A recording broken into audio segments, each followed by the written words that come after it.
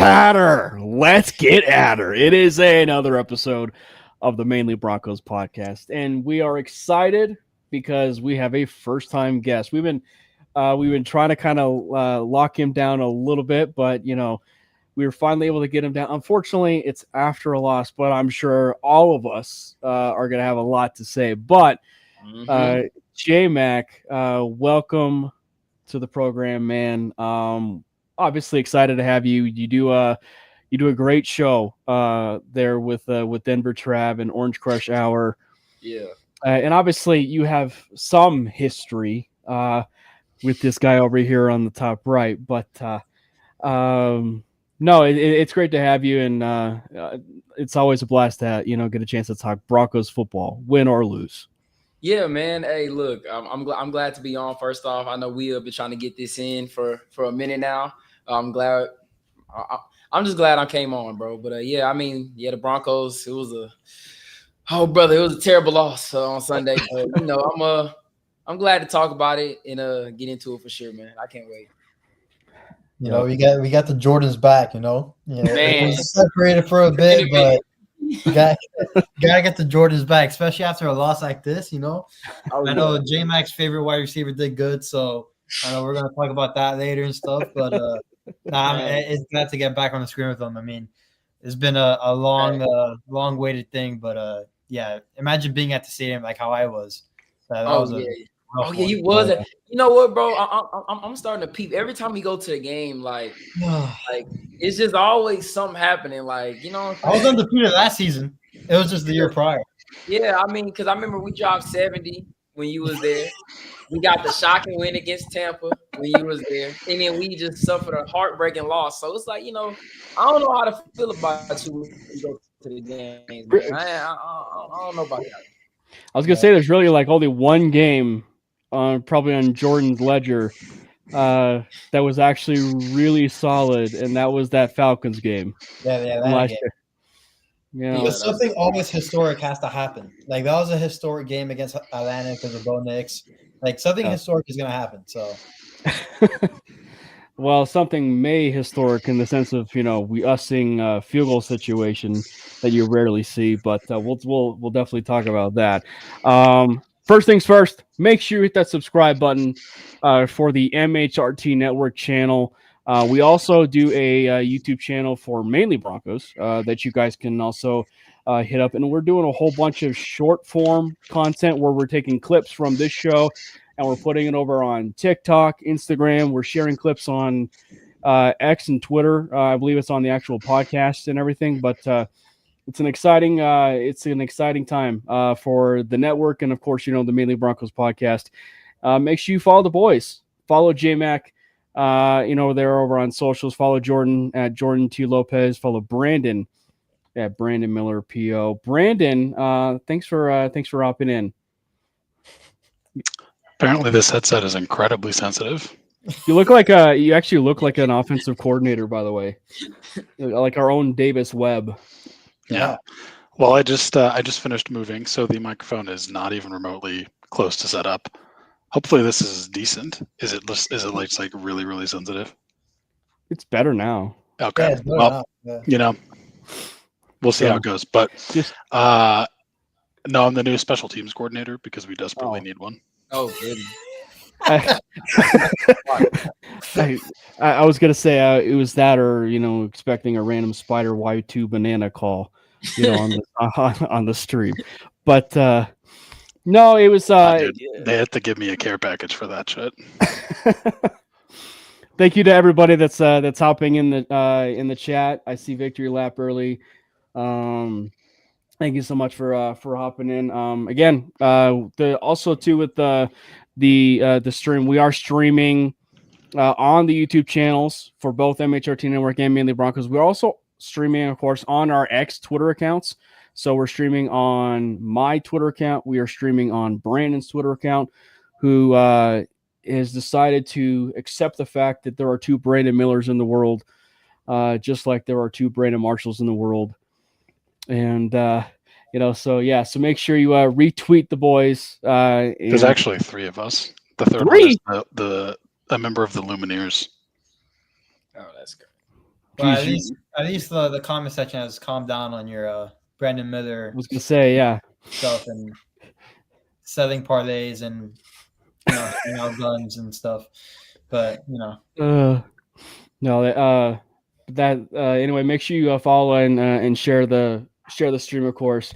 Let's dive into it. Obviously, JMac, you're the guest, so we'll get your thoughts initially. Obviously, I think for me, it's one where it's like I'm not discouraged in a sense long term. I'm more pissed off than anything, But kind of take us through when you look at this game, because I think the best way to look at it, and I heard a Bronco fan mention this. I've actually even heard Sayer Bettinger mention this in our PO Slack chat, and it's probably the appropriate way to say it. And it's, you had the first week of the season where it was all defense. The defense was exactly what we could have asked for. The second week of the season was everything we could have asked for from the offense. The defense, on the other hand, they kind of left their talents over there in an Empower field. Mm-hmm. Yeah, look, I would agree with that wholeheartedly. I think we kind of seeing a trend with Sean Payton start the season off. He, for some reason, just loves to start the season off a little shaky and give Bronco fans some heart attacks. But I'm not, a lot of fans was really overreacting to the game, in my opinion. The Colts, it's always been a trap game for us. They always give us a dog fight. This is going back to when I first started watching football, bro. I don't know what it is about this team. They're pissed about Elway. They pissed about Payton. Like, bro, I don't know what it is, bro. But every time they play us, it don't matter how good we are, how bad they are, vice versa. They just gonna say, bro, this is one of our Super Bowls. And they just go out there and just, I'm like, God damn, bro. Like, Daniel Jones just really just teed us up like that. But I would say, I'm not really too discouraged by the game. I'm not really tripping on the defense too much. That brother Alex Singleton, I'm gonna just be real with you. I legit had hope for him, man. I mean, look, in week 1, he played well, bro, but it must have just been them Tennessee receivers, because the way they was like, it was a lot of mental mistakes on his part. Like, I don't think it was just really just had anything to do with his ability physically. It was mental mistakes. Like, you're motioning out to Stranad to get Jonathan Taylor. They snapped the ball. You still looking at Jonathan Taylor. And you let Tyler Warren literally right past you down the seam. Same thing with the Jonathan Taylor swing route that went for 70 yards, was it, or something like that? No, I think that one went for like 43, where he literally just saw Jonathan Taylor motion and said, "You know what? I'm gonna give it about 2 to 3 seconds before I start running." And then next thing you know, 3 yard. But yeah, I'm not really too discouraged on the defense. I think the Broncos will be fine moving forward. I was more concerned, honestly, like Pat got hurt. I was more concerned about what I saw on the offensive side of the ball. Just to be honest, I don't know about most Bronco fans, but that was me. I've been preaching it since the off season. I've been preaching it since the season ended last year. And everybody likes to come at me some type of way in my DMs, to come in the comments saying I'm a Cortland Sutton hater. We need an elite wide receiver 1, and we need a safety blanket receiver for our second-year quarterback. If we don't get him one, I don't know how the season is going to end up turning out, but we need to find a way to get him one, or somebody needs to step up as one, bro, because this is the second week in a row you look shaky against 3rd and 4th string corners. Let me rephrase that. 3rd and 4th string corners. Mekhi Blackman, Jonathan Edwards, and Xavier Howard. Kenny Moore was pressing this man in the slot, pressing him at the line of scrimmage. Yeah, we just got to definitely get that figured out. Hopefully, we can figure something out by the deadline, but I think that's the only missing piece that this team is needing. Well, take us through it, Jordan, because Jordan, I should say, over there in the top right. But you were there, and it might be a little bit overreactionary. Obviously, I had a tweet about it, but possibly wide receiver 1 emerged out of that game in Troy Franklin. And I realize that's quite a bit overreactionary to kind of think that, but I think that in terms of the game itself, I think that had the Broncos won that game or even lost that, they lost the game, but the number one takeaway for me, even just coming out of that offense, is despite the fact that Cortland Sutton continues to have those slow starts, Franklin really emerged, right? Like really emerged in that game to where like they were scheming him open, something we kind of rarely saw from a Broncos offense over the last couple of years, to where we kind of saw with Marvin Mims at the midway point. But like that was really impressive to see.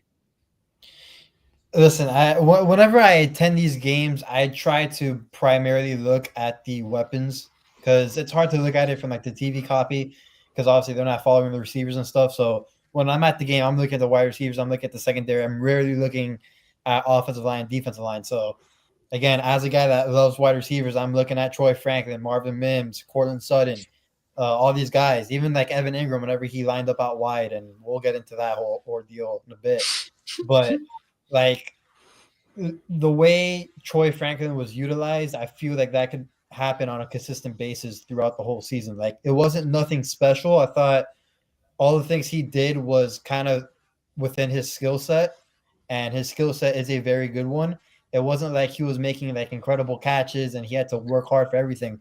It was just pretty easy catches, pitching catches and stuff like that. I know he had that one nice scramble drill catch that he had with Bo Nix, but besides that, his skill set can be utilized in so many ways that it can look easy on the offense. And J-Mac knows this. We've been talking about it since last year. We just haven't had a receiver to make it easy on the offense.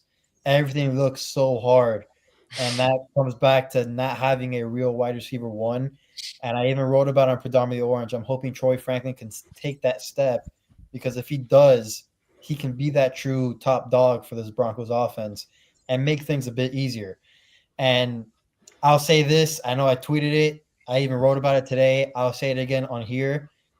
I understand Cortland Sutton right now is wide receiver one on this team, or at least on the depth chart reasons. But if your wide receiver one can only move the chains on back shoulder fades, defensive pass interference, and really good hitch routes and stuff like that, listen, That's it. I mean, it's going to be hard as an offense to be a consistent, guy to move the chains. Again, we saw a great first half. I mean, none of it by Sutton. It was more Mims and Franklin. But again, in the second half, only 7 points. Again, It's the inconsistency part. We really didn't have a guy to go to at moments where we really needed him. I know at some points in the second half, the Colts made some type of adjustments to take care of Franklin. But again, we were supposed to rely on our number one guy. Wasn't there. Again, I think he had, one catch, 6 yards. I mean, 6 more yards than all of us. So, again, that's a big problem, and it needs to be resolved pretty soon. Obviously, we're talking a little bit more of the positives. We'll talk, of course, with the negatives a little bit more regarding the defense. But Brandon, I was actually really looking forward to not seeing, the cameras, maybe see, possibly like facial reactions, maybe about like maybe you were annoyed or, frustrated with the offense or, whatever. But no, nonetheless, Brandon, how did you feel kind of like as far as this offense goes? And specifically, we were talking about Troy Franklin, and I think win or lose, that is kind of the number one takeaway, from that game. Yeah, it's kind of weird because on the one hand, I mean, Bo started out pretty hot when you look at least his first half, but the offense, I don't know, like I feel like a lot of people talk about how it was more of like, again, a defensive problem for this game, and the offense like did their job or did enough to win. And I don't know if I would necessarily agree with that. Like I think again, it started pretty well, but it was kind of underwhelming for the most part. I mean, Troy Franklin was to me really the one bright spot. Like the Troy Franklin breakout is here. And then Mims as well is carving out a pretty nice role in this offense. But other than that, like there really was nothing to write home about on the offensive side of the ball, in my opinion. Like Bo had some good throws. He also had some bad throws, and like that late interception, like, yeah, I understand he was trying to like change his arm because it was going to get hit as he was letting go of it. It was tipped too. I think it was tipped. Yeah. I think that's what he meant by tipped, is like it kind of hit. It still hit the arm of the defender. Yeah. but you just can't have that. And like, I understand that's not necessarily on him, but I just feel like It is. he but looked kind of thing. he looked better than he did in week 1, but I still think he's not in the kind of rhythm that you are going to need him to be in this offense in order to get to a point where, to where like you're able to have any kind of confidence in making the postseason, even as a wild card. Like, I think that's to me my biggest takeaway is maybe this is going to be the Bo Nix, Sean Payton era, and it's very similar to the Joe Burrow Bengals era where they just start incredibly slow. And I know that's kind of been a thing for Sean Payton for a bit, but is it on him? Is it on Bo? Is it both? I don't know, but that's definitely, it's not what you want to see. The amount of turnovers that Bo has had in 2 games is concerning, and he did this last year, and then he kind of cleaned it up. But I think he was better than week 1, but he's still not. To me, it's like, what have you been doing for the past 6+ months, right? Like, I just haven't seen. I wouldn't necessarily call it a sophomore slump, but I haven't seen a jump either. And I mean, I do think part of that can be attributed to the weapons that he doesn't have right in front of him and available to throw to. I mean, Evan Ingram is still basically non-existent, so we still don't have a tight end.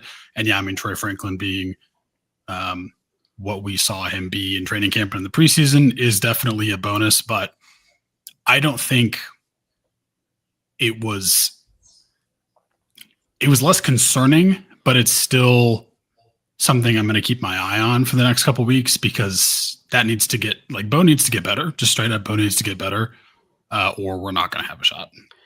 Even if the defense improves, to be honest. I think the thing for me is just we're still talking about a second-year player. Sophomore slump, maybe that's a thing. I don't know. But even if you compare it relative to what we saw last year, you are talking about a completely different quarterback. And the turnovers to me, you're looking at it from the standpoint of that week 1 performance carries a lot. It's like it's almost inflated a little bit because week 1 carries so much of what's been happening even through the first 2 weeks, because Bo had 1 turnover in the Colts game and then 3 in the Titans game. So like that's going to be carrying a lot of the weight as far as the turnovers. Obviously, was it Bo's fault? Was it not Bo's fault? That's going to be in a conversation. It happened. And Bo obviously is going to be taking the blame for it, but I just think relative to his development and what we looked for last year, this is progress. Like, to me, like, this is progress from what we've seen from Bo, because the fact that he was able to switch like that and play better in week 2 than what we saw last year, which was, okay, we're slow out of the gate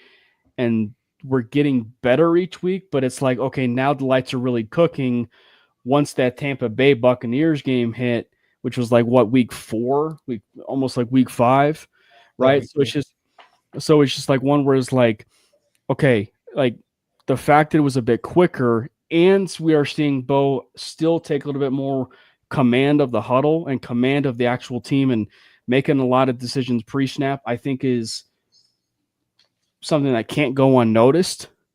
And I think that maybe it's one where I think relative of the offense from what we saw as a consistency, I think, yeah, it's a problem. But I think that as things progress during the season, I don't think it's actually going to be I think it's going to be far more of a good thing than a bad thing. And that is the fact that we saw the emergence of Franklin and Marvin Mims, at least in the early part of the season, because you just also kind of have to call it for what it is with Cortland Sutton too. It's like he's also a slow starter too. For some reason, he's a slow starter, and he picks it up after like 3 or 4 weeks, or whatever it may be, like in the at least the early part of the season, and then he starts kind of picking it up and starts producing.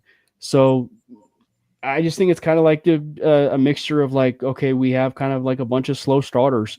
And the fact that we are still seeing some progress where the offense was better and one week the defense was insane. That first week, just get it together. Let's get a complete game, and we'll see what we can go from there.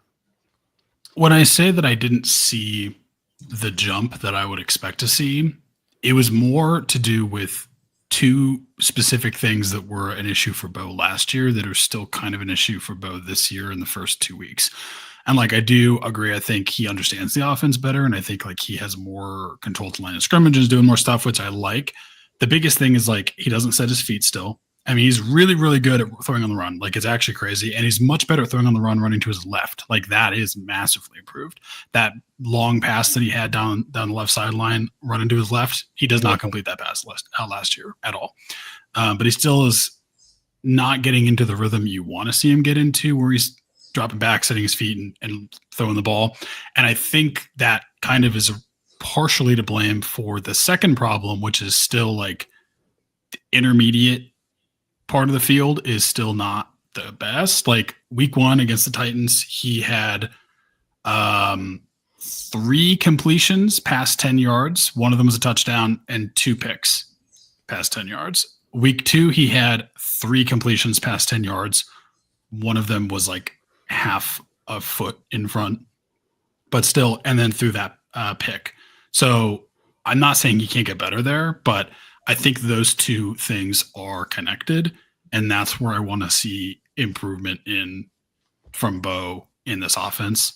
And I understand if that's the offense is shorter stuff, but that's kind of more what I meant. I do think he has improved in some areas, throwing to the left, throwing when he's running to the left, and just his knowledge of the offense for sure definitely looks better. But there's just some things that are still an issue that were an issue last year is more what I meant.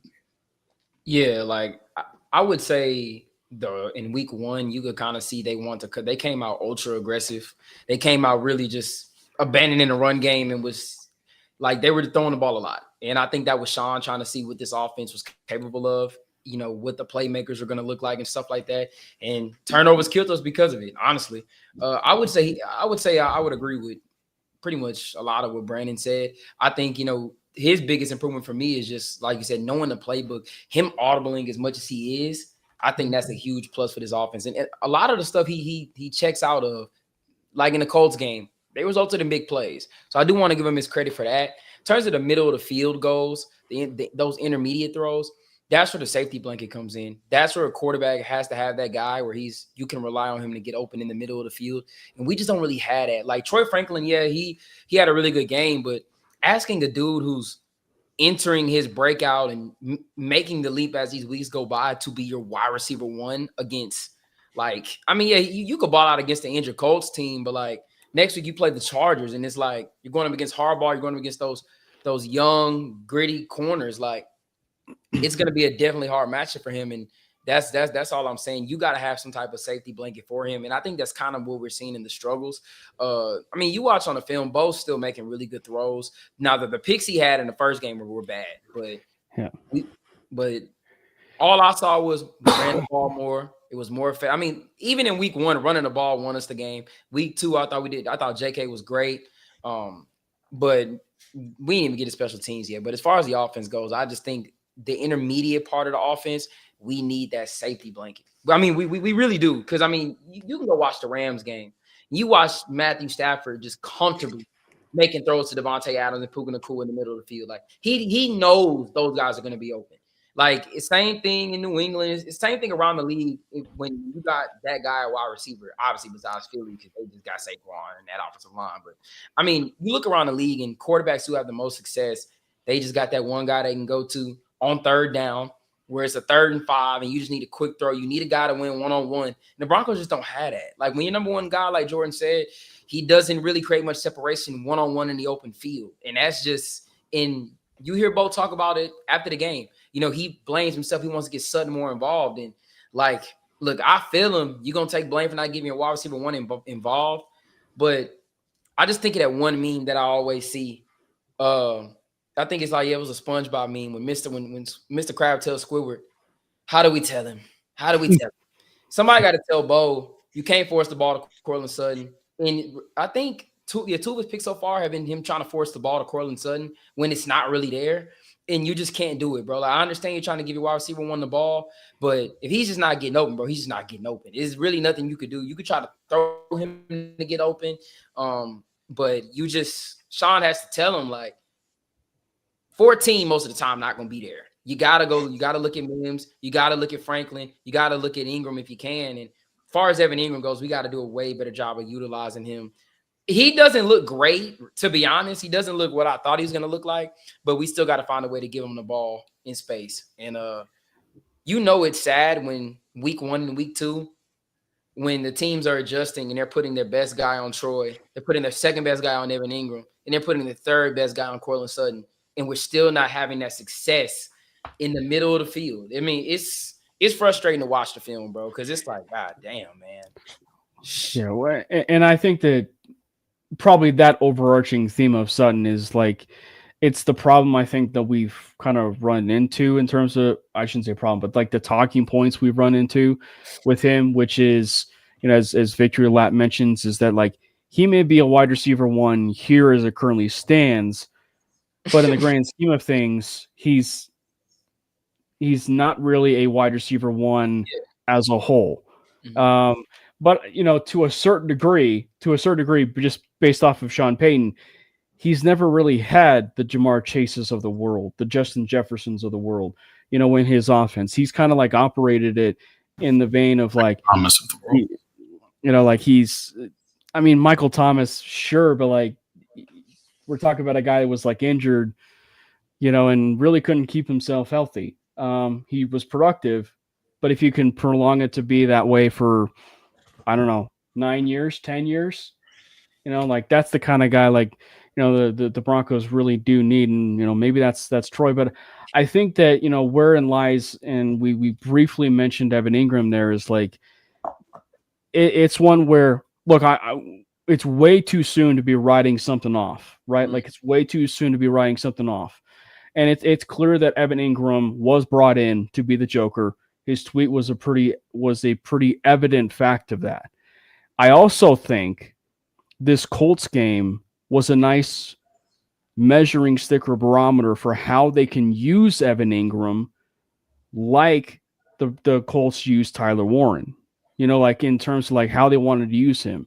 I mean, there you go. You use him as like, places where, you do have him as like an extra like fullback if you didn't want to use, Prentice or, Atkins or, Mike Burton, whenever, that decides to happen. But like, use him in certain situations where he's going to be an explosive weapon for your team, seam routes, etc. Like he's a tight end. He's going to end up, being an inline tight end, but like, it's that time where maybe you don't want to let him like loose now, you know what I mean? Like now, because you still want to like, make sure the load management is good for him, but you want to still make sure that he's, showing those explosive plays, just like we saw in that first play or second play in preseason, where it's like, oh, that it's there. Like there is still something there with Evan Ingram. So now we just got to see it. Yeah. I mean, for at least for me, like, again, the positives were like Franklin. I think this is his breakout year, and I'm glad that it's happening now because it looks like out of all the years now that we're going to need him the most, and a true guy like a Franklin with the ball in his hands. Ingram can also be that guy, but again, we saw today on the injury report, now he's with a back as well. So that came out of nowhere. So he hasn't been healthy. I'll give him the benefit of the doubt. But also, like, I understand the comparison to Tyler Warren, which is also a good one in terms of like utilizing him the right way. But there was also one play that Evan Ingram. I mean, I understand like going into it when we signed him, I knew that he wasn't a great blocker, but that was nicely put because he got, I think it was Troy Franklin, almost literally killed on the screen pass, and that's a big problem because I think whenever we do put Evan Ingram out there, like teams are not gonna account him as a tight end no more. I think they're just simply put him as a receiver, and they're gonna bring out their nickel package and dime package, which again, those guys are gonna be a little bit more faster than Evan Ingram. But I believe Peyton will, maneuver around those certain packages and try to get the defense off guard a little bit. But like there's also it's not happening now, but I'm afraid that as we get onto the season, there's going to be a constant theme of if Ingram's in the game, we kind of know what's going to happen, and then when he's off the field, and we put in like a Troutman and Nate Atkins when he comes back, that you kind of know we're going to run the ball because those are our blocking tight ends and stuff like that. So I just don't want this offense not to get a little bit one-dimensional. I know this offense already has enough problems as it is. And again, I know we're mentioning a lot of, I guess, negative stuff, but at the end of the day, they still did put up 28 points. I mean, they had a good game. It was just that inconsistent second half where you look so good in the first half. How do you have that second half where it looked like everything was rolling? But yeah, I'm just glad that on the positive side, Troy Franklin looked really, really good. Marvin Mims is carving out the role. Then our run game, we actually have a run game with J.K. Dobbins and R.J. Harvey hopefully soon. But yeah, that's what I came out with. Yeah, the true sickos will appreciate that Nate Atkins is now off the injury report. So R.J. Harvey is going to actually have a rushing game against the Chargers. Well, at least more of one. Yeah. Well, and I think that we actually necessarily haven't had a conversation about this too. It's like, yeah, I think the highest ceiling for this team from the running back side of things is pretty easy to not ignore, and that is the Jamar Gibbs, David Montgomery, type of situation of for JK and RJ. But I think that we also have to remember too, like Jahmyr Gibbs started out slow with Detroit, right? Like Gibbs started out slow. And because like I remember that being, obviously it was a fantasy thing, but like that was a big thing amongst like fantasy owners and everything about like, oh, David Montgomery is getting the vast majority of the carries.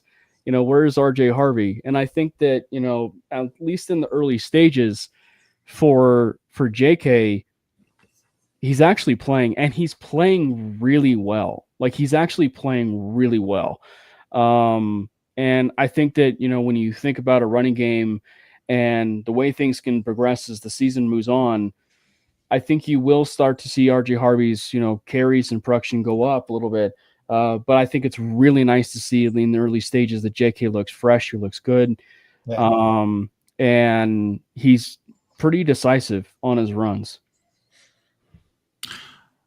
Tyler Bidet being the kind of designated pass-catching running back after 2 weeks is not on my bingo card for this season. I'm not mad at it. I think it actually is working pretty well. But I definitely did not see that coming. Good for Bidet, man. Like but it also is one where it's like, and maybe it's like reading between the lines, but it's like, is it one where Jaleel was like on maternity leave to a degree? Because like he did have he and the fam did have the baby, and so it's one where this is just where Sean is allowing Jaleel to be with the family and be with the baby, and everything. But yeah, I think that's the part too, is like he's clearly also proven to be a better pass protection back, right, than RJ Harvey. Although, look, I realize that it's one of those things like that we talk so much, right, J-Mac? Like Harvey is like he's not going to be the world beater, like the best pass protecting back, but as long as he's willing to do it, I guess like that's somewhat all that matters. But it's still one of those things, like you can tell the difference between Dobbins, Bidet, and Harvey when it comes to that pass protection. Hey man, pay me $3 million and I'm willing to attempt to block Myles Garrett. It doesn't mean I can do it. To be fair, I'm 6'2", 240. I was gonna say you're at least built. I don't think it'll work. You're at least built like Alex Singleton. I don't know, man. That guy's gonna kill me. Yeah, I mean, look, I will say about the run game. I mean, it's night and day from last year. JK's been everything we could have asked for. I'm being just completely honest. Tyler Bidet, yeah, that was not for sure. Like Brandon said, that was not on my bingo card at all. If you would have told me he'd have been the primary pass catching back in this offense, I'd have been like, so why the hell did we draft RJ Harvey? But I mean, I think they're definitely gonna work Harvey in a little bit more. This game, JK was just eating, man. And I will say that is the one thing that I'm taking away from this offense is that but we can run the ball. And I think, we're going to shift our identity to running the ball. But I want to say, Jordan, you did bring up a good point. I've been saying it. We still need another tight end. Yeah, we got Evan Ingram, but like we need to get another tight end to kind of disguise things better because anytime Ingram's not on the field, it's a run or it's going to be some type of play action. We already know what it's going to be. Most likely it's going to be a run when he's not on the field. And also for Evan Ingram, man, I get he can line up out wide, but that doesn't mean line him up out wide like every single time he's on the field. Bro. Like you got to put him in the slot and let him, because I'm like, you're asking him to go beat like corners and safeties every play, and it's just not going to be being Cortland Sutton almost. Yeah, I mean, like you got to put them in the slot a little bit. Like I would love for them to do what they did with Tyler Warren, motion them as the fullback and let them run a route. Like just dice it up a little bit, you know what I'm saying? But I think they will as the season goes along. I just think Sean is just one of those guys where he just gonna get better as the season goes along. I mean, we kind of seen it ever since he's been here. We'll start the season off a bit sluggish, and then all of a sudden we'll just come out of the gate firing all cylinders. And I think this team definitely has I say special teams for sure got to get better, but we're gonna get into that. As far as the offense goes, I think the offense will start picking it up a little bit. I think this week, definitely in the Chargers game for sure. I think they will. I think we're going to see a better, more fluid offense. I think we'll definitely. You mean opened up a little bit more? I think it's going to be opened up a little bit more. I think Sean, hopefully Sean realizes that it is what it is. We got to get Mims the ball. We got to get Franklin the ball. Put Pat Bryant out there a little bit more, and let's get Ingram. Let's draw some plays for Ingram in the passing game. But yeah. I would love it. I think the Chargers is definitely going to be a pretty sizable test in week 3 here. I mean, they're the only defense aside from the Packers that has not allowed a single touchdown in the first half. Mm-hmm. It's only 2 games, but like the Chargers defense looks kind of legit. It looks better than our defense right now, which the bar was not the highest after what we just gave up. But, I could see this even being a little bit of the Dolphins. Not to the same extent, but give up 400 yards of offense, and then you come out next week and you change some stuff enough to a point where you like lock it down a little bit more. You shouldn't even have to do that in professional football, but here we are, and that's kind of just what we've seen happen. But I think this is definitely going to be a pretty sizable test for Bo Nix to continue to try to make additional strides in the areas that he needs to make. I just want to see him air it out a little bit more. Just like throw some 40 times a game or hooks. What's that? 40 times a game? No, man. Just throw some 15-yard passes, man. That's all I want. 20 yards. Like you don't have to dink and dunk all the time. I mean, I get, if you're gonna go up against, a 2-eye safety look, like obviously you're not going to necessarily be able to do that, but that's just what I want to see from Bo. I want to see him take a snap, drop back in a clean pocket. And I do think his pocket presence looked better against the Colts for sure. But I do want to see him like run more plays. I mean, ironically, I want to see him run more plays inside the structure of the offense and not, do the run around because he's good at it and he can do it. But like the true efficiency of this offense is going to come when you can do that if the structure of the play is not there. And I want to see him do more, like take a straight drop back, go through your reads, like be well protected, because this offensive line, even though it's not been necessarily the best in terms of run blocking, it's still been pretty good for pass blocking, and hit a 15-yard in breaker over the middle of the field. Like that's what I want to see. I mean, and so I think that for when we talk about in terms of just the playmakers as we kind of round that out a little bit, I think that's where we might have a chance to see things get opened up a little bit more. So like obviously schematically, it seemed like they were really scheming Franklin specifically open.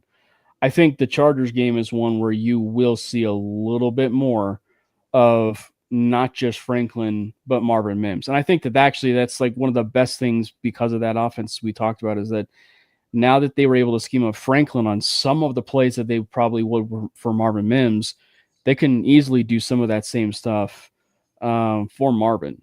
And so now it's like you have two different players now where they can do almost the exact same type of thing and be the same kind of explosive. And I think that's a big deal, for the offense. I think the other side of it too is like Jordan, we talked about it last week. We might have a chance to actually see it too, where, Bo's legs are a weapon. We didn't get a chance to see him scramble, all that much. He did it for, play here and there. He ran for 18 yards, explosive play, if you will. Maybe we get a chance to see him, do that a little bit more, design quarterback runs and everything, because it seems obvious, even dating back to last year, that his legs are a legitimate threat. Yeah, I think starting this Chargers game and going forward, like our playbook is going to be more like expanded. You're going to see a lot more things that we were hoping to see to begin the season. For whatever reasons there were, that they just didn't open up the playbook in the first 2 weeks, or maybe they did. I hope they didn't, because if that's our seeding, then we're in big trouble. But I do believe that in this Chargers game, like we're going to see a lot more, like whether it's designed runs, more read options, more RPOs, try to get Bo's legs a little bit more involved. I've never been like the biggest fan of that's keep hiding the fact that Bo can run. That's why we can catch the defense off guard. Just let him go, let him run, like do those quarterback design runs. I mean, you don't see these dynamic quarterbacks, just for example, like a Jaden Daniels, let him just surprise the defense every once in a while with his legs. No, they run him. Run Bo. That's one of his best assets. Make him a +1 in the running game. It'll even be harder for the defense that they need to account for. But I do think that we'll see a little bit more of a explosive offense against the Chargers, even though the Chargers defense has been great. I mean, Jesse Minter has done a lot of great things with the Chargers and Derwin James and all that, who's the best safety right now in the league.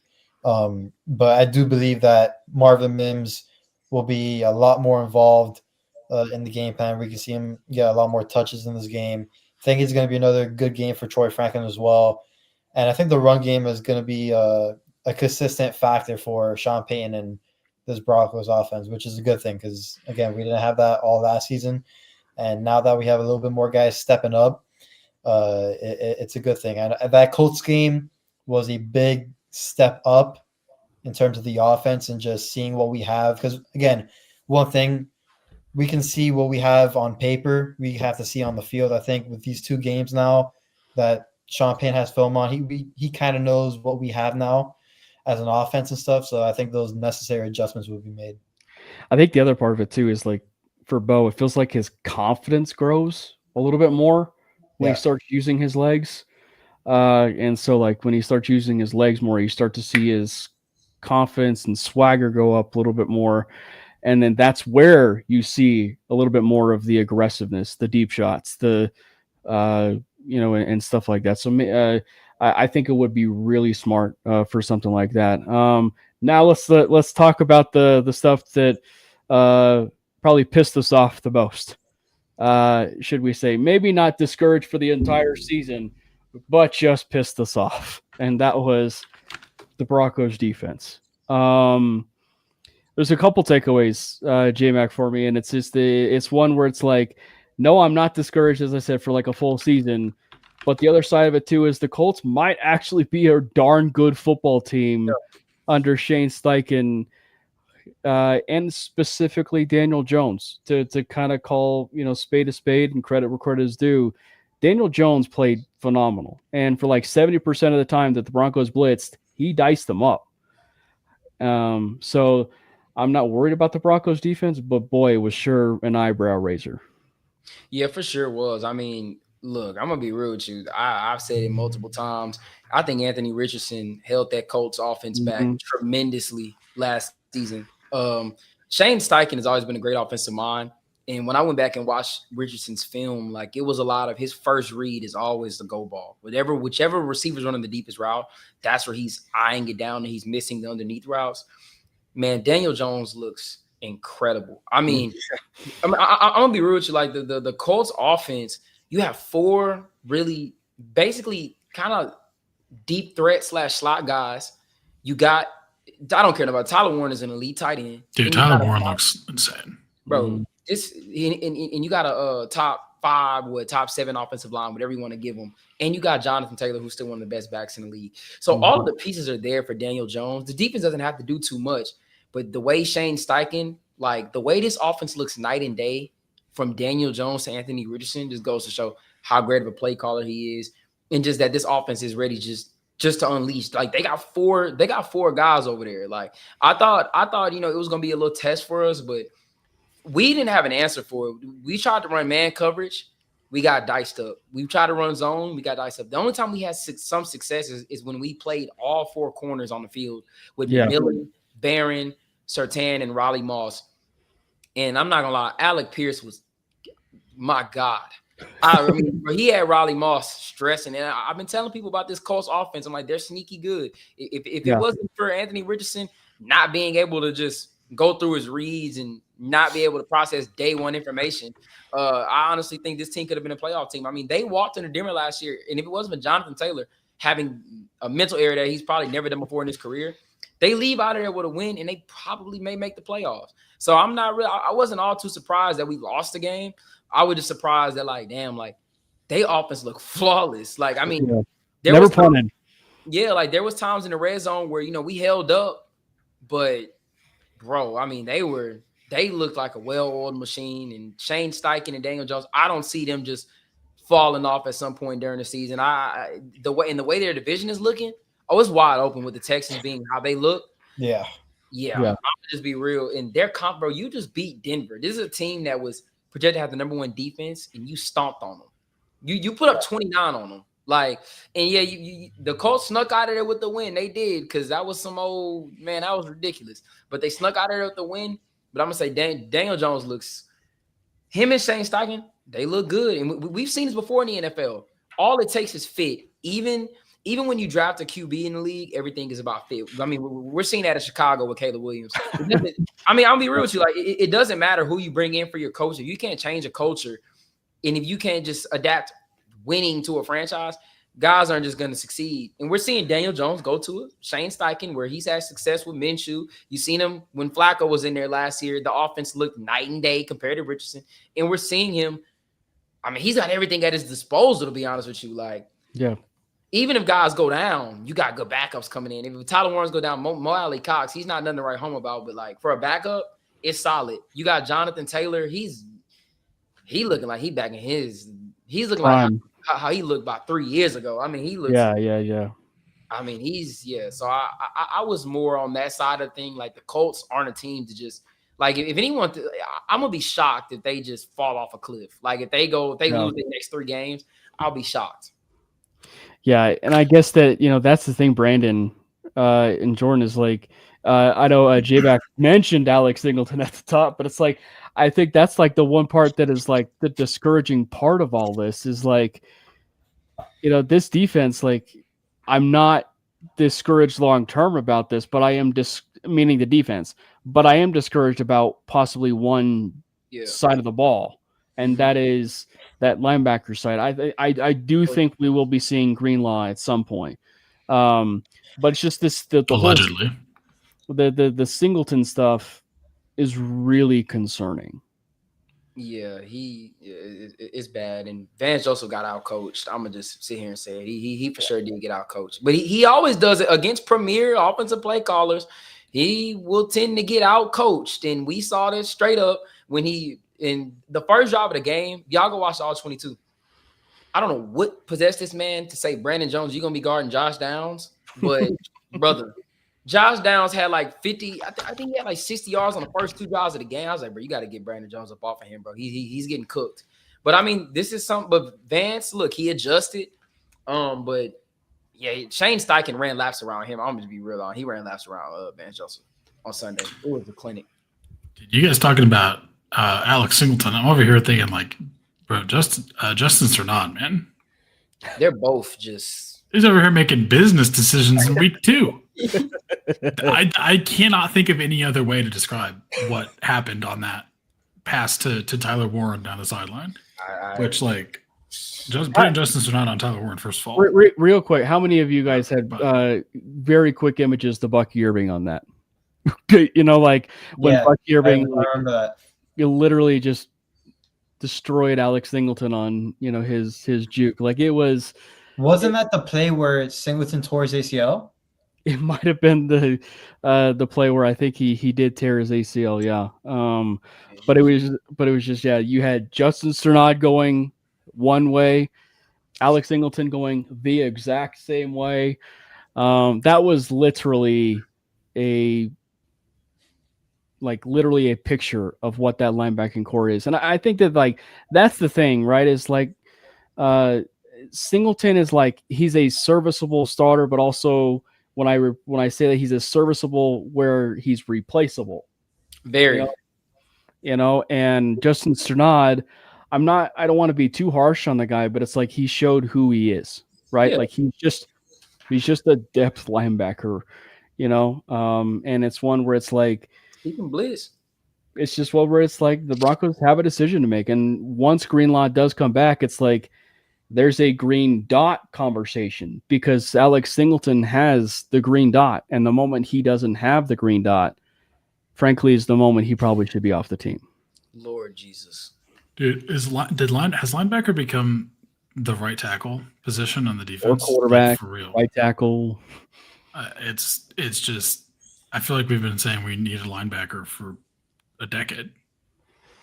It goes, at least for me, like Justin Strnad is a good rotational linebacker at best. It would it actually be worse if, and it was even crazy to even get that notification when LaVelle Bailey got cut off the 53-man roster, yet we brought him back onto the practice squad. Would it be worse with him on the field? Because LaVelle Bailey had a nice film last season. Karen Reed did too in preseason this year. Like it can't be that much worse unless like we really haven't seen their true colors yet. But like I'm hoping Dre Greenlaw, listen, I know he didn't practice again today. If he is not back by this Chargers game, that timeline on social media is going to be a fun one. But I would love to see LaVelle Bailey get suited up and get some snaps. I mean, it can't be worse. Yeah. I'm pretty sure this is rock bottom, so I don't think he can go anywhere else. Yeah, and like Vance doesn't play. He don't like playing young guys like that. He's not, bro. LaVelle Bailey he needs to play. It needs to be him and Greenlaw at this point. Because I'm gonna be real with you. Any elite team we play, they're going after 49. They've seen it. They gonna put him. Yeah. Bro, I watched him call out to Strnad, get on Taylor, and him literally still follow Jonathan Taylor after telling Strnad to get on Taylor and let Tyler Warren run right past him.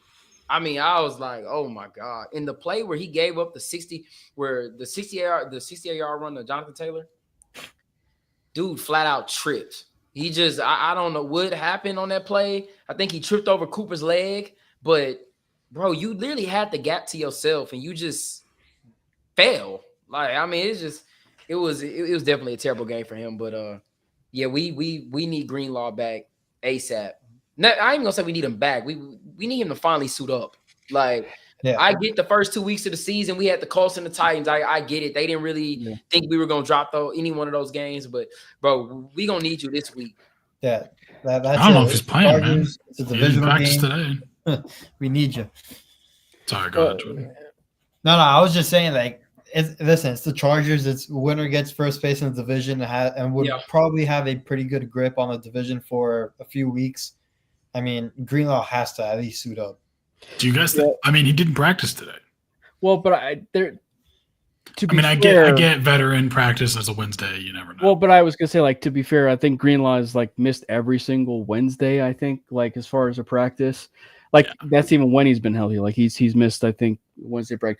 And I think that, like, for me, like, there's a part of me when I'm looking at the Dre Greenlaw situation where I'm like, he's also coming from a team in the 49ers where, if we're being honest, like they've been kind of known to rush players back from injury.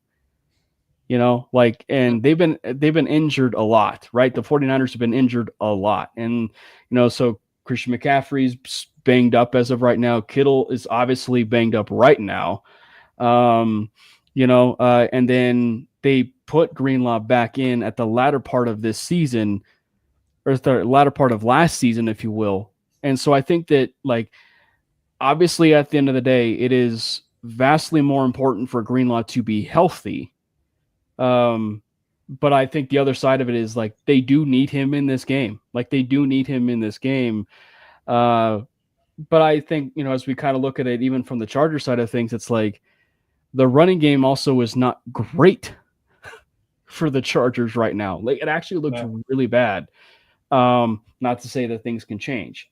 But I think that there's also, another side of this where, to go a step further with going away from Greenlaw, where it's there's probably one more injury that we probably should be focusing on just a little bit more, that he needs to come back once he's healthy. And obviously that won't be for a little bit, but I'm not overly concerned with the run defense, but it's evident they miss Malcolm Roach's depth.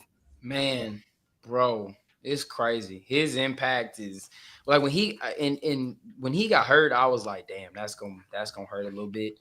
But yeah, we definitely miss him because I don't know what it is. It's like our Jonathan Taylor going for $165 is absolutely absurd. But like you said, the Chargers, they've been struggling to run the football, and I don't want the game where they finally figure it out to be against the Broncos. But I think they're gonna try to heavy run the ball on us because they know it's the Harbaugh way. Yeah, it's the Harbaugh way, but they also know that their receivers aren't going to get crazy separation on us. I'm expecting Pat to be on Keenan Allen for probably the whole game. I think they're going to just switch off on Ladd. I don't even know if Ladd's going to play. Oh, he didn't practice today, right? He didn't practice today. It's a biceps injury. Okay, well, he doesn't play. Prayers to him, but that'll be great for us, especially for this week, because this is the type of game where it'll hold the outlook on the division for the rest of the season until we play them again. So it's definitely a big week. But yeah, as far as the defense goes, I'm just worried about the linebacker position.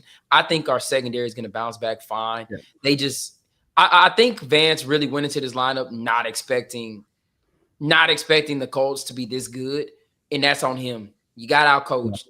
First of all, you just played this team at the end of last season. You should know kind of what they are. You know they're going to scheme to get their guys. You know Shane Steichen's a dog. And you went out there and you thought you could put one of your safeties on their best receiver. And you got torched. I mean, that's just what happens. But I think for the rest of the season, they'll bounce back. Greenlaw will play. Hufanga looks amazing. I can't even. Hufanga looks great. He saved that touchdown from Jonathan Taylor. Even though I think they scored anyway. But, bro, that man was in a full-out. He was running for his life. And he made a great play. But, yeah, I'm expecting a big bounce back game in this Chargers, especially Herbert's been riding hot. I think Pat and them been hearing this noise about, the defense ain't what it is, and they're going to come out. I think the defense is definitely going to have a bounce back game against the Chargers for sure. Specifically the pass rush. We might get another 6-sack game. Man, that's going to be if it's cinema. Because I would give, you said the Colts top 8, top 7 offensive line. I wouldn't mind if they in their top 3. They're really good offensive. Bro, they were crazy last year. If you go watch, Anthony Richardson had time, bro. He just couldn't make a read to save his life. But I mean, Quentin Nelson and I think they lost their starting center. Doesn't matter, bro. Yeah, they got tackles, they got guards, bro. They're great in run pro and pass pro, dominant wise. They were tossing. Nick Bonito really, he had a lot of pressures, but he had one chance to get home, and that was, I think, the last third down of the game when it was close. Pittman on the slant. He was so close, but bro, Quentin Nelson and them boys, they took Zach Allen out the game. I was like, God damn. Tyler Warren kind of blocked Nick Bonito a little bit. Yeah. Tyler Warren is ridiculous, man. I wanted him so bad. There was no way, but man, he's and I know Pat was hurt, so I'm not really gonna say that was a terrible game for him. The dude obviously rolled his ankle; he couldn't even walk. But when Tyler, him 1-on-1 with Tyler Warren won, and I was like, okay, yeah, he's gonna be disgusting for the rest of this season. They're gonna be throwing him. I'm telling you, he's gonna be probably an 1,000-yard tight end this season for sure. For sure. Vikings about to force feed him the rock. But he's the leading candidate for offensive rookie of the year. Like it's actually it should be. It's not even close. He started about Ibuka, bro. I'm just I'm still sick. Like I'm Ibuka would have been. This is you're preaching to the choir. It's the chef's kiss. And it's not the Broncos. It's mainly Ibuka since draft season. It's like I said it when I went over all the receivers that he was the best receiver in the class. And I'm like, bro, he's there. I forgot what pick we had. We had 20. I'm like, bro, 20. He's gonna be You there. went 19. So when Tampa took him, when I tell you my heart dropped, I said, why did they take this man, bro? Like, why? Like, they got McMillan, they got Godwin back. Why they take Ibuka? And this man, arguably their best receiver on the team. And we threw 2 games, and this man got how many touchdowns? 4? 3. Bro, I'm sick about that, bro. I'm like imagine us with Ibuka. Like, you cannot tell me that was not the plan. And then the Buccaneers. Or that he was on a very, very, very short list. I think he was the pick. And then the Bucs were like, fuck you. Well, there were like 2 picks that were like, I think in trade up candidate territory, and it was Ashton Jency and Tyler Warren. Like I think that those were the 2 players that the Broncos probably wanted in a trade up. But when it came to standing pat, it was probably Ibuka. But I don't know. Like I don't. I think it had to be. It's no way he was not the pick. But stylistically, he fit it to a T. I would have given up. Jordan's smiling over there. Unreal things to get Tyler Warren. Because he. I mean, it solved so many. I mean, he had as many touchdowns in one game the Sun had a catch last game. I mean, it would solve so many problems with that consistency within the offense. But I mean, just to stay on the defensive side of the ball, and now coming up against the Chargers in week 3, Nick Benito is going to have a really, really big. Might have a huge day. That him against Joe Alt is going to be a very, very interesting thing on how that goes. I think Joe Alt also has like the lowest pressure rate right now through 2 weeks. Mm-hmm. Obviously, Nick Benito has more pressures than like 4 teams right now in the NFL. So that's going to be a huge matchup. The one that is going to have a big game, like he needs to have a big game in order for us to win. Alex Singleton Alex Singleton just needs to be average. But the one that needs to have it is Jonathan Cooper on the other side. I was going to say, I think Jonathan Cooper's going to eat. Yeah, we can't really bank on Benito getting another 6-7 pressures. Like, he's facing against an all-pro type of guy. We need the other side to really step up, whether it's going to be Jonathan Cooper, whether we rotate with Jonah Ellis as well, who's been phenomenal. Whether we get pressure. He's been insane.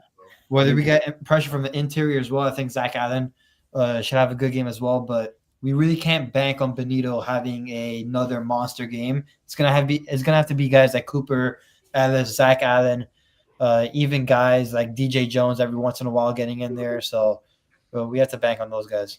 Dude, I love Jonathan Cooper so much, but they have to find a way to get Ellis more snaps. Man, bro, he's manufacture them. Dog, him against the run is just so like he blew up run plays. Like and in the bro, he's just. He like Brandon said, bro. He's got to get more snaps. There's just no way. I think that is it forecasting the future a little bit? But everybody was forecasting Ellis replacing Benito. Honestly, Ellis might be the one that's replacing Jonathan Cooper. But Jonathan Cooper just signed a deal.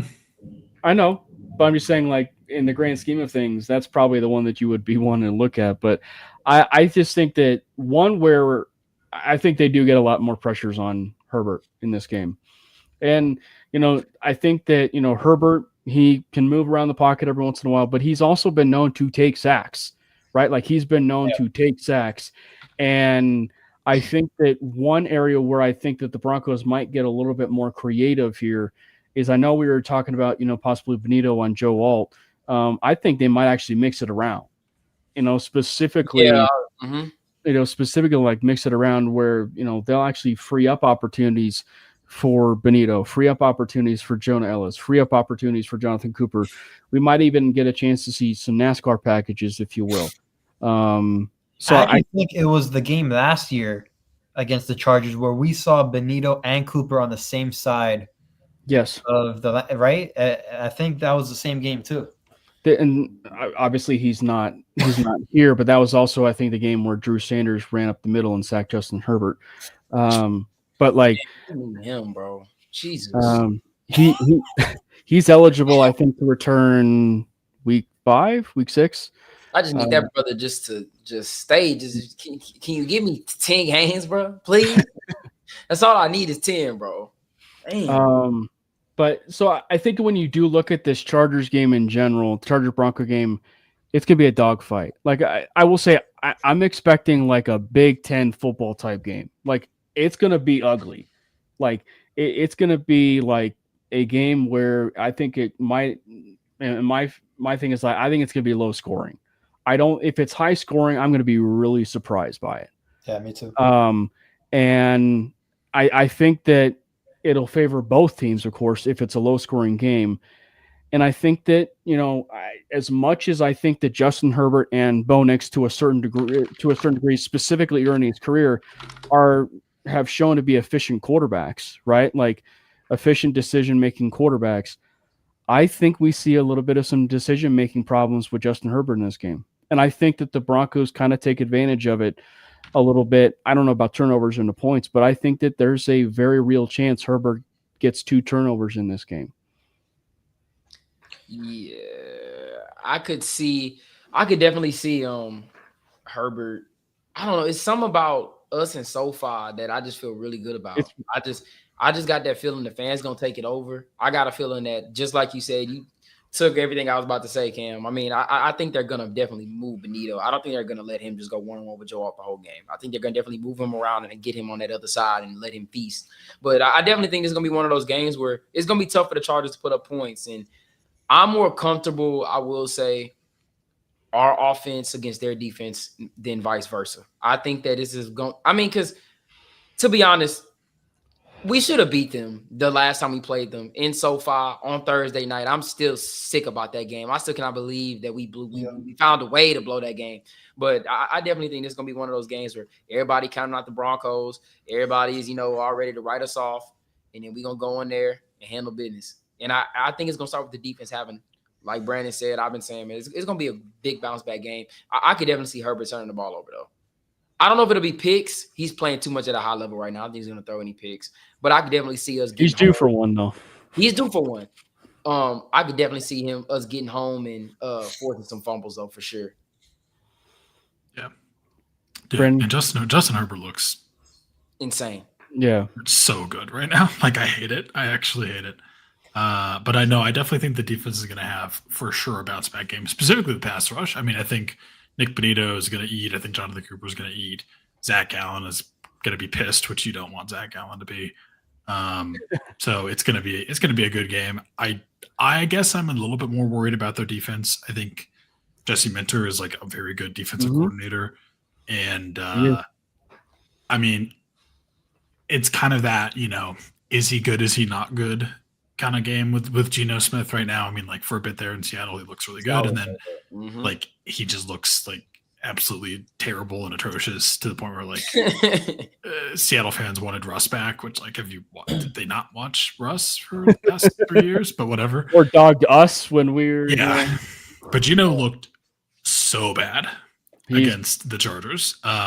This scares me a little bit, even though I know I said what I wanted Bo to do, which is like, take a straight drop back, set your feet, and throw a middle of the field 15-yard ball. It might be hard to do that against the Chargers. I'm going to be honest. Like, I'm pretty sure Geno Smith was like the first quarterback, I don't know exactly since when, but in a very long time to attempt, 12 or more passes at 10 yards or more down the field and not complete a single one.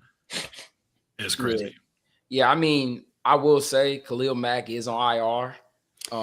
I think that definitely. Yeah, I think that and I will say the Raiders' offensive line is not our offensive line. It's It's bad over there right now. I mean, they can't run the ball. Like they just cannot generate any run protection whatsoever. But I think it's gonna be a very different task. I don't think they're gonna be as dominant as they was.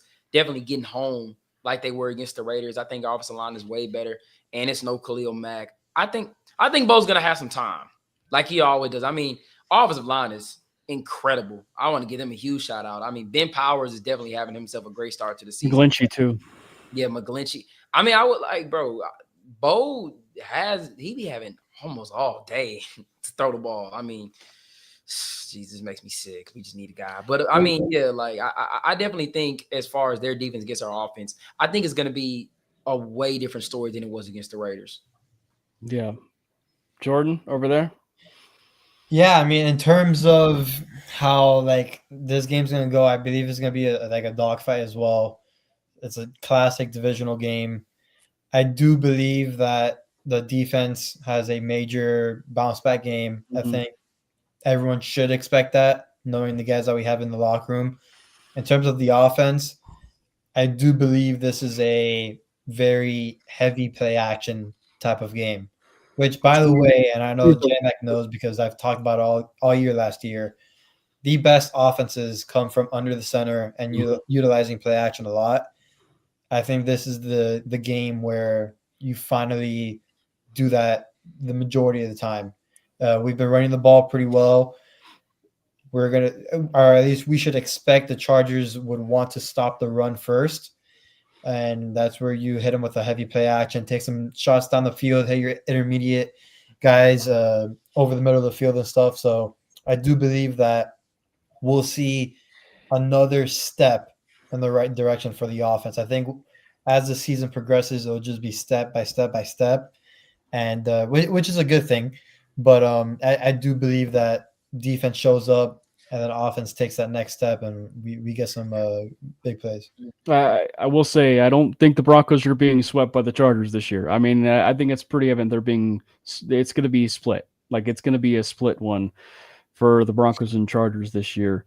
But it wouldn't be surprised because, we are talking about a really tough AFC West where a team might surprise you and actually sweep them. So because in the specifically ugly games, it can happen. And I think the other part of it too is like we talk about how like the sports psychology aspect and motivation for players. There's going to be some motivation for some of these players. Like, like J.K. Dobbins, returning to SoFi, playing against a Harbaugh, not with a Harbaugh this time. So and also too, I will say, Pat Surtain had a bad game, if you will, relative, like had a bad game, but he's also going to play the Chargers, a team early on in the season last year. He was knocked out, if we all recall. He was knocked out. It was such a bizarre game too. Like Surtain got knocked out. Harbaugh went out for like a quarter and a half or something. Oh yeah, that's right.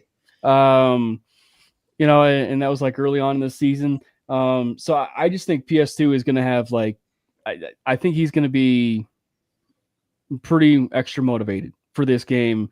And I think that probably for me, if there's like a underrated matchup, it's going to be QJ. Who's going to be on QJ? Because I know it's early, but he at least has shown up at the early part of this season, and he is a big-bodied wide receiver. So it's going to be interesting to see what kind of DB is going to end up being on, Johnston. Is it going to end up being Riley, right? Like, or are they going to end up putting, Jaquan McMillan on, Ladd if he ends up playing, or are they going to putting Riley on Ladd, or maybe in Jade Barron on Ladd? I think it would be a little bit too much for a rookie to be on Ladd McConkey, but I don't know. I think the other part of it too is right. Chris Abrams' drain had a pick against Justin Herbert. Yeah, that's true. So maybe a little bit more Chris Abrams' drain too, just schematically. I don't know. Like, all right. Before we go, we have to at least address not the best for last, the worst for last. Special teams. Lord Jesus. So there's a way I would probably want to preface this in a sense, and it's for me. I think that like, was there a possible leverage on the play? Yes. But I think that, and I know J-Mac and Jordan, I know, and Brandon, we're big basketball fans, but it's like, what are those situations where it's like late in the game, 2 seconds on the clock, the guy's getting ready to shoot a game-winning three, and it seems like it's a pretty clear foul, right? But more often than not, the refs don't call it, right? But there's just times where it gets called. It's just a rare opportunity where it finally got called. So it's like, what happens the 100% of the times it's not called, so it's just, it's interesting because it's like, yeah, it happened, but you also rarely see it called. Yeah, I mean, I'll go first on this, but like being at the stadium, it looked like nothing, at least from my like I even recorded it on my phone, and then I You were really also started sitting like celebrating. 500,000 yards away, though. Nah, I had pretty good seats.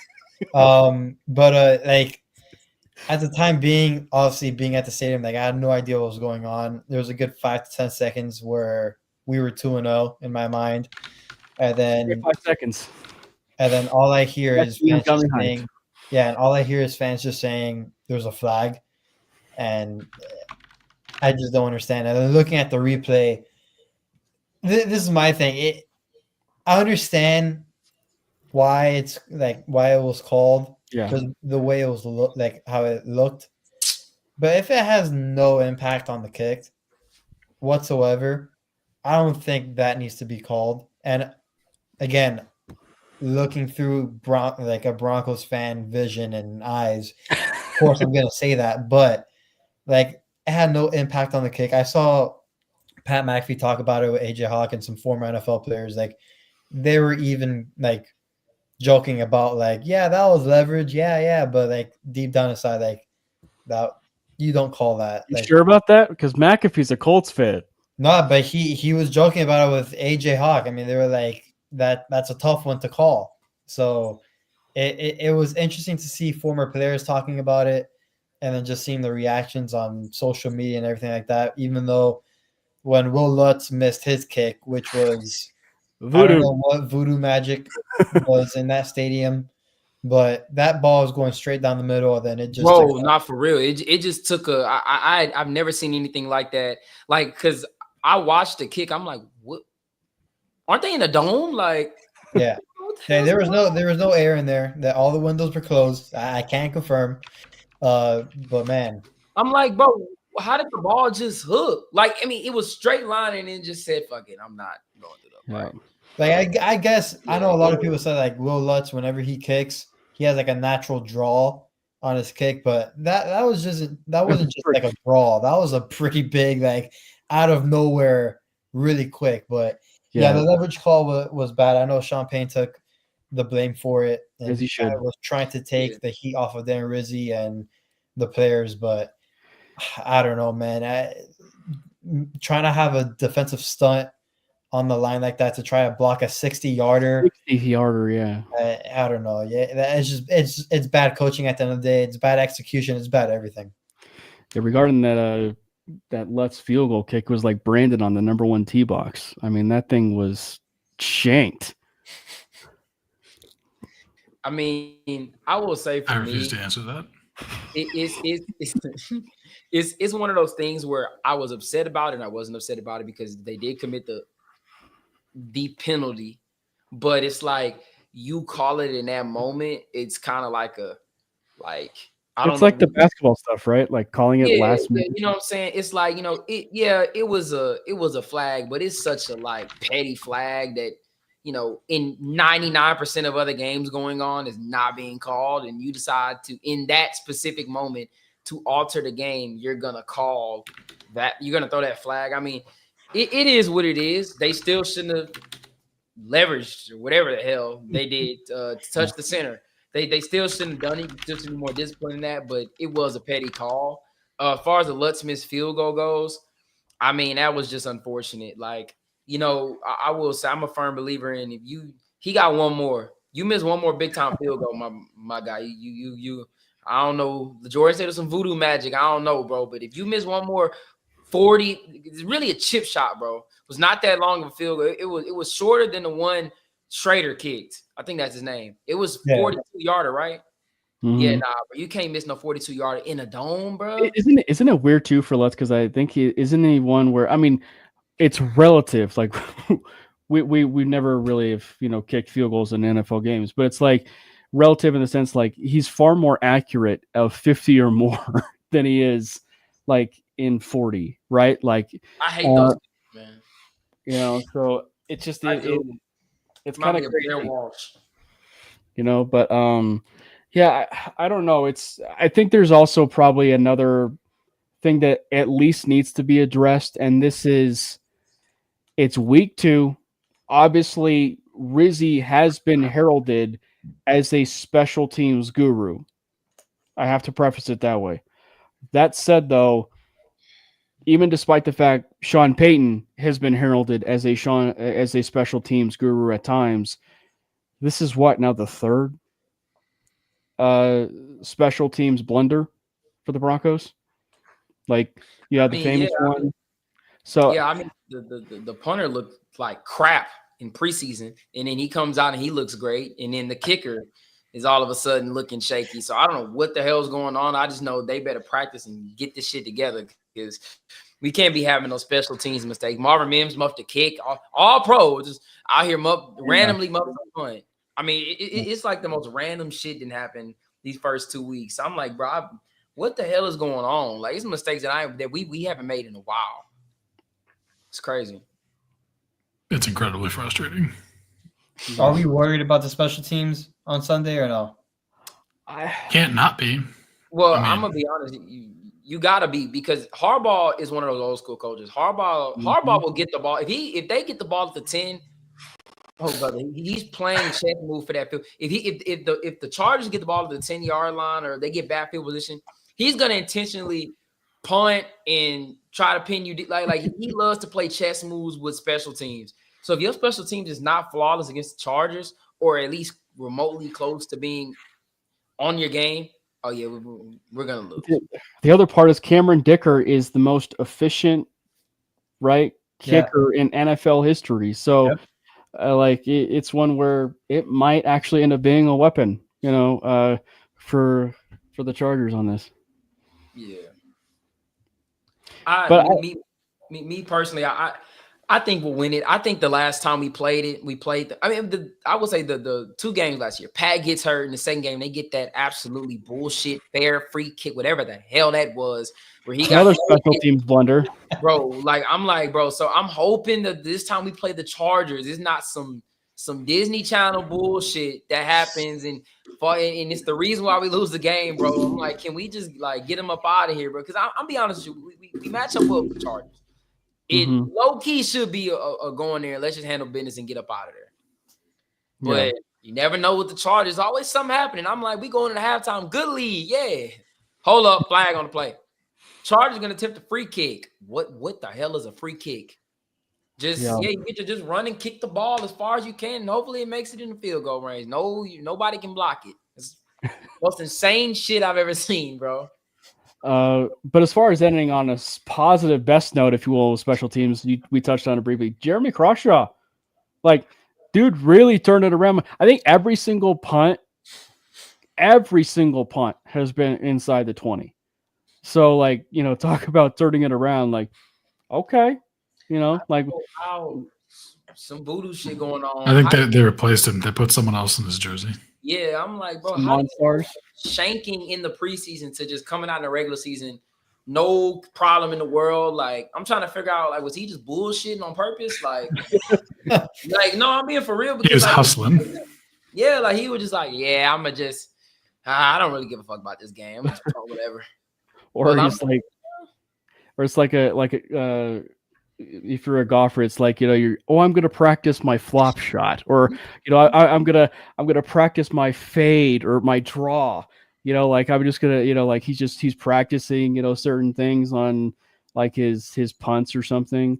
And he's just shanking everything. And and he's finally, going to, exactly what he's been known for, and that's just booming the ball and downing people inside the 20. Yep. But all right. Well, okay. So J-Mac, you're saying a win. No, I'm not. I think we're gonna lose. Oh. Okay. The fan in me is expecting a win. The realist, I think we're gonna lose the game. I think the Chargers secondary is gonna match up very well against our receivers, and I think that's the ultimate downright to this game. I think I'm sorry, I just don't see us having too much success in that department. I think if we win the game, it's gonna be because of the defense. But like if the defense isn't playing at an elite level, I think the Chargers are gonna pull this out. That's just Close or double digits? Yeah, no, I think it's for sure going to be close. I think the game is going to be like 23-17, 21-17. It's going to come down to something, and we're just like I'm just expecting to go into the game, and we're going to look like we're going to struggle a little bit to start the game offensively. Tarheeb Steele, Cam Hart, and Dante Jackson. I'm gonna tell you right now, like if I see one play where Dante Jackson is playing for 14. I'm going to absolutely lose my shit, bro. If I see small Dante Jackson jamming you at the line of scrimmage, like, bro, I'm going to lose my shit. Because Kenny Moore was jamming you, bro. How that happens, me personally, I don't know. I don't know how you 6'4", 5'9" guy lock you up on a slot fade. I don't know, but, hey, man, shit happens. Doesn't Sutton actually perform well against the Chargers? He does. And He does. I'm hoping he could have one of those games, but am I uber confident in him going in and having a monster game? Absolutely not. My expectations were low. I picked him to be the offensive player of the game last week, and he let me down. I think letting me down, unfortunately, is putting it lightly. I picked you to be the offensive player of the game, and you had one catch for 6 yards against Mekhi Blackman.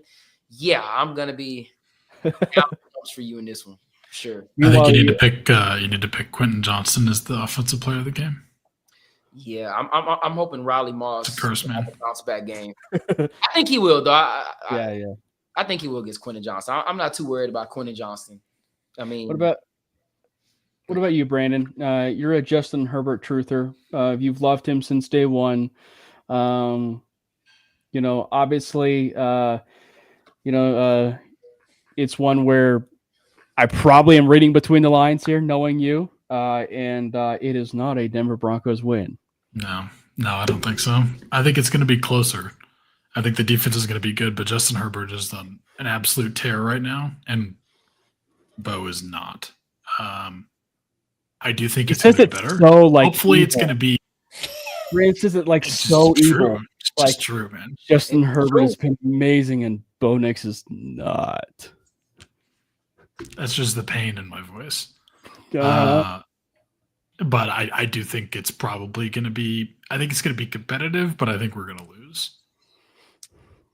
I don't know. We'll see. But I have a feeling that it's not like every year we talk about the Chargers are going to win the AFC West. The Chargers are going to go on this huge run or whatever, and it just never happens. And it's just like I think it might happen. I don't know. It also could mean the Chargers charger again, right? It could be. It could, but man, I hope so, but that would be a blunder of epic proportions. Hey, man. From what we've seen so far. Mm. And that's without a running game, really. I mean, Harbaugh's favorite thing doesn't even work, and they look like this. What's your score prediction? Imagine if they get that together. What's your score prediction then?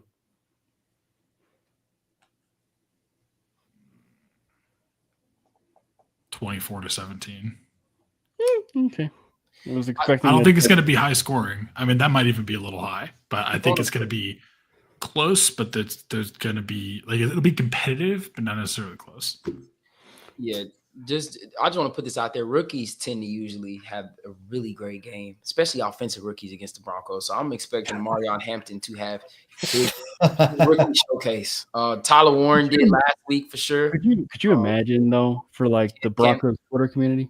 Yeah, I mean Cam Ward had a great, he didn't have a great game, but he put a really nice showing up. I think Marion Hampton is next in line. I think Marion Hampton they're gonna pound the rock with that brother.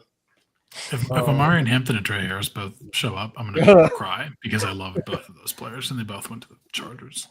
Also, it'll be one of those things where they're the type to not play Quentin Johnson a lot and just throw Trey Harris at us and be like, "Yeah, y'all thought y'all was getting QJ. We got something for y'all," and we just get blindsided. I was gonna say saying Cam Ward played really well. Now it's all of a sudden gonna go to Jordan's head. Since he's a Miami Hurricanes fan and he's like the biggest Cam Ward fan on the planet. Cam Ward, but he's really good though. Yeah, Cam Ward will be top 5 after his that play that he made this Sunday. I forget who caught it. Was insane. That might have been one of the best plays I've ever seen from a quarterback. Yeah, he will be top 5 in the league after his 3rd season. All right, J-Lo. What's your score prediction? I think Sean, at least from what we've seen, this team has dealt with heartbreaking losses before. They've bounced back pretty well. Knowing it's gonna be a divisional game, it's gonna be closely contested. There's really not a home field advantage for the Chargers because they have 7 fans. Yeah, and Broncos country usually takes over that stadium relatively easy. I do believe it is the perfect storm of a heartbreaking loss for Denver. They're going to bounce back and have the right mentality. Denver defense didn't have a good showing last week. They're going to have a big bounce back. And then the offense takes another step in the right direction. Chargers are hot. They're due for a little letdown. I think it's a perfect storm. I got the Broncos 23-21 on a game-winning field goal. The way he built that up, I was actually expecting it to be like, oh, the Broncos are going to win 24-14, like a two-score advantage. Will Lutz redemption game-winning field goal. I like it. Seven field goals for Will Lutz. But no, J-Mac, this was awesome, man. So you do a show. You do a Broncos show called Orange Crush Hour with Denver Trev. Where can people watch that show, listen to it, and what else do you got cooking? Oh yeah, man. You can watch it on YouTube. We're on Spotify. I'm gonna start posting some stuff for the Instagram as well. As far as cooking up, I got my own page that I run, JMX Sports. If you guys want to follow me on there, I did just hit 100K today on TikTok, so I am finna celebrate once I get off of here for sure. But yeah, man. Yeah, man. And you can follow me on Instagram at JMX Sports. All you guys want to DM me Broncos stuff, go ahead. I respond to all you guys, even the ones that hate me. I for sure will respond to you guys. But yeah, man, check us out at Orange Crush Hour. We just started, and we're it's fun, man. I will say it's very fun. Yeah, it's a lot of fun, and I think that's like the one thing about Broncos podcast. It's a lot, but we're a family, and we will support that family through and through. So absolutely, no doubt. Make sure you tune into J-Mac and everything that he's doing. I'm a little bit upset because it took J-Mac like maybe a full year or two to finally follow me back on Instagram. I didn't know, man. I didn't I saw you on my suggestion. I was like, I didn't follow him back. Well, I probably just didn't. But no, we're all good. We buried the hatchet, but no, you are welcome back anytime, and maybe we can actually do a crossover episode with you and Trav. Yeah. At some point, maybe during the season or in the off season and stuff. But no, it was a blast having you on. And to everybody that is watching the show, thank you guys so much for tuning in. Make sure you hit that like. Make sure you hit the subscribe.